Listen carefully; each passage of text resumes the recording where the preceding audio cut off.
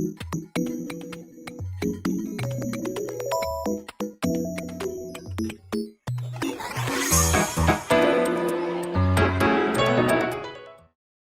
Solow, the inventor of the Solow growth model in the mid-1950s, once said that you can see the computer age everywhere. But in the productivity statistics. In this video, we will be outlining different factors that have potentially contributed to the slowdown of productivity based on a paper written by Ian Goldin, Pantanis Koutroupis, Francois Lafond, and Julian Winkler, titled Why is Productivity Slowing Down? The productivity slowdown has been studied in great detail in an effort to understand exactly what caused productivity growth to decline so dramatically.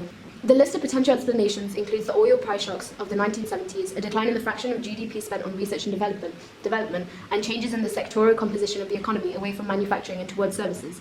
Each of these factors seems to have contributed to the slowdown, yet the exact causes remain elusive. More specifically, we will be looking at age and education, trade mismeasurement, technological advances, and capital deepening. The article concludes that capital deepening has the greatest impact on productivity as it accounts for 45% of productivity slowdown. We will also be critically evaluating the significance of each factor and to what extent they influence productivity slowdown in relationship to each other. So section 2 is all about accounting for growth. And we know that growth accounting is based on the idea that aggregate output grows either because more inputs are used or because they're used more efficiently. Summative determined that the contribution of each input is computed as its growth times its share in income. Decomposition of labor productivity by industry, especially in this topic, is very important as it's kind of a key part of this process that will allow us to see if the slowdown is pervasive or if it's specific to certain industries within the economy.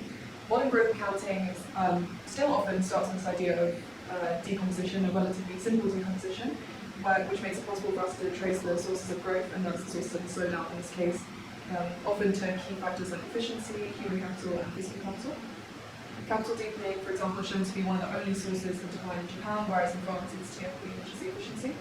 This section has strong links to our course, where we've talked about the study of how growth models have been applied to determine the source of growth in a particular economy, as well as how these have changed over time. Robert Solow was one of the early economists who applied it to in the case of the US.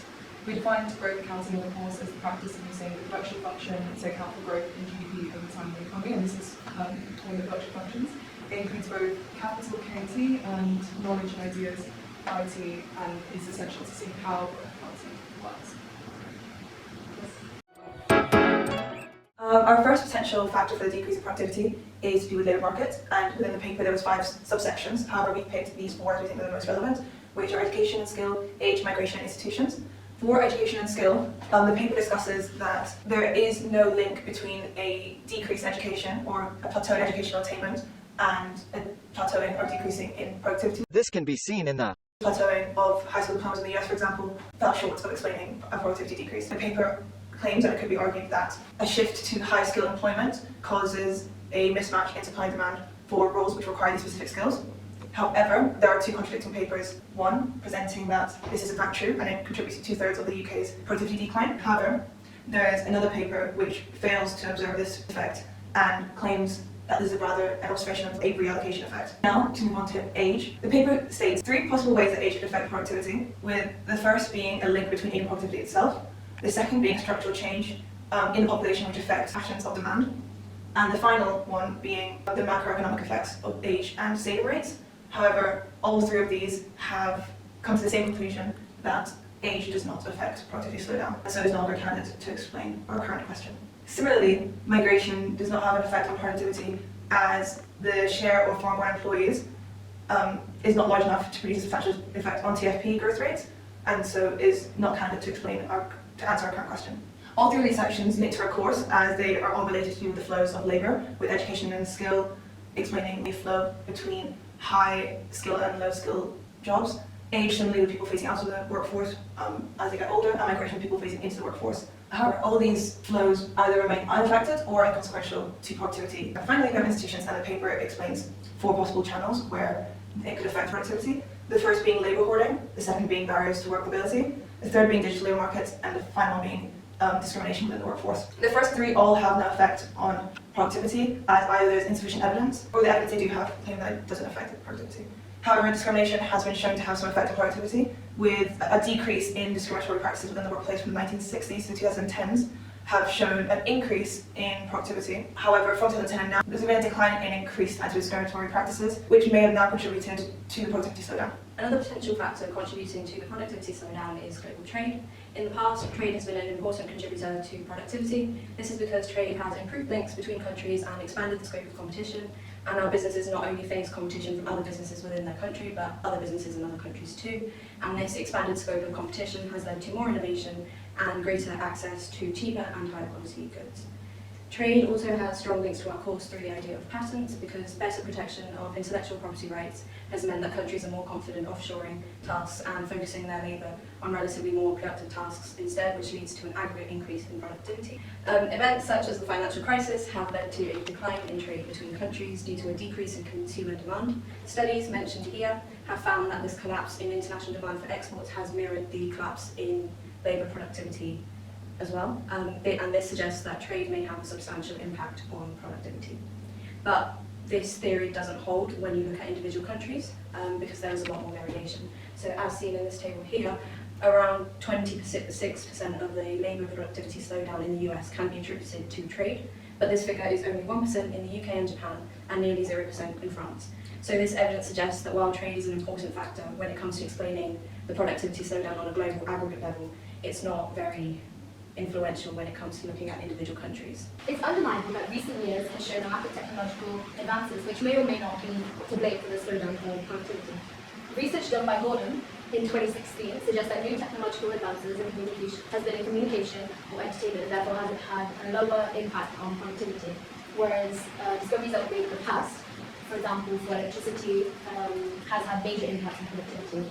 Also, more governmental investment has been directed towards the health sector. However, this shows diminishing returns to scale since technological advances in the health sector is hard to come by its high cost. Some question why innovation has declined over the years. They've used the analogy of picking fruits of a tree. The lower hanging fruits are easy to pick, in the same way more obvious ideas and discoveries and innovations are easier to discover, whereas high hanging fruits are harder to pick. This applies to availability of ideas, since the most groundbreaking discoveries have already been discovered and has had its contribution to global productivity. This links to the Roma model. However, the Roma model contradicts this because it does not state a difference between the high-hanging fruits and the low-hanging fruits.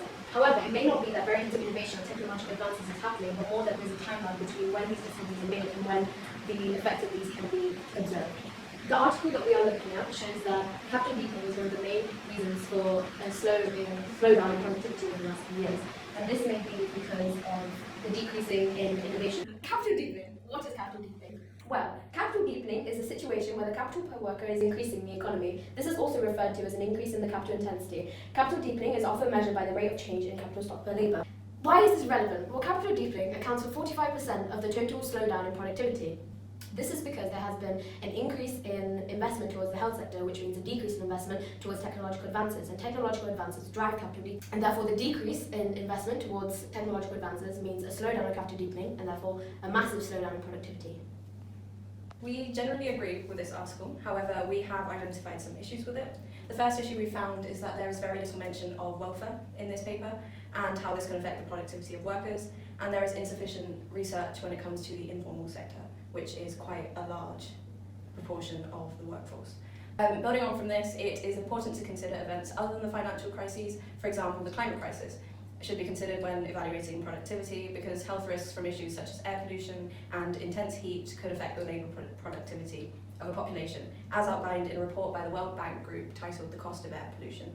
In regards to technological advances, rewards from investments to stimulate innovation shouldn't be expected to be reaped immediately, and often when new technology is introduced, old capital depreciates faster, and therefore the decrease in productivity may not be that new technological discoveries aren't happening, but that they're not being accounted for. And going back to trade, a theory presented in the paper is that trade has had a one-off increase in productivity, and that the slowdown now is actually just a return to normal. We disagree with this to some extent because innovation and technological progress is still happening, and this is seen in the Roma model, for example, where ideas are defined as infinite, and because of this we don't think trade would have just a one-off effect on productivity levels. Capital deepening is the main contributing factor to the slowdown in productivity, since it accounts for 45%, which is more than any other factor that we've discussed in today's video. The conclusion in the report also discusses the negatives of the data collection used to attain the data used in the report, including the data being subject to high levels of uncertainty and the presence of sampling bias. Also, mainly it's that productivity isn't slowing down, but we're in a prolonged period of low but stable productivity growth. Also, is there anything we can do to counteract the fact that productivity is slowing down?